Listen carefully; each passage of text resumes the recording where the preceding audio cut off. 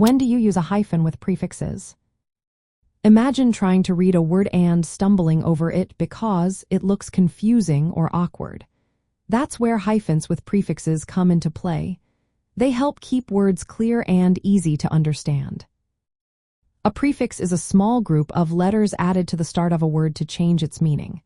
For example, un makes words negative like unhappy, and re means again like redo. Usually, these prefixes stick directly to the word without a hyphen, but sometimes adding a hyphen makes things better. You use a hyphen with prefixes in a few main situations. First, when you add a prefix to a proper noun or a proper adjective. Proper nouns are specific names like America or July, and proper adjectives come from those names. For example, you write un-American or mid-July with a hyphen.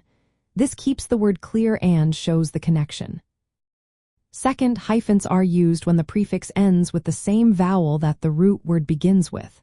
This prevents awkward or confusing double vowels. For instance, re-enter is clearer than re-enter, and cooperate is easier to read than cooperate. But if the vowels are different, like proactive, no hyphen is needed.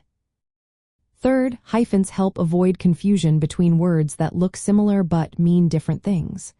For example, recover with a hyphen means to cover again, while recover without a hyphen means to get better.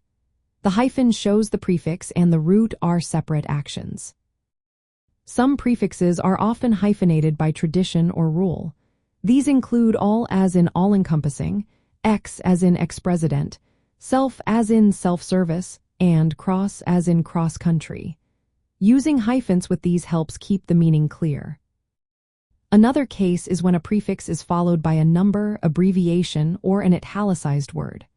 For example, mid-1960s, non-GABAergic, or cysteamethylene, I'll use hyphens to connect the prefix and the following element. Most common prefixes like un, in, non, pre, re, and sub are usually attached directly to words without a hyphen unless one of these special rules applies. For example, unhappy, prehistoric, nonstop, and submarine are all correct without hyphens. Knowing when to hyphenate helps you write more clearly and avoid mistakes. For example, writing re-enter without a hyphen might be accepted sometimes, but re-enter is more precise and easier to read. When you add a hyphen before proper nouns or adjectives, it respects their special status. Let's look at some examples. You might say, the self-service kiosk sped up checkout, or she is a pro-American speaker, or we need to re-enter the data carefully, and the ex-president gave a speech, or they attended non-English speaking countries' conferences. Lastly, they planned a mid-July wedding. In short, hyphens with prefixes are mainly used to keep words clear, prevent confusing vowel combinations, and respect special cases like proper nouns. Most prefixes are joined directly to words unless these specific rules apply.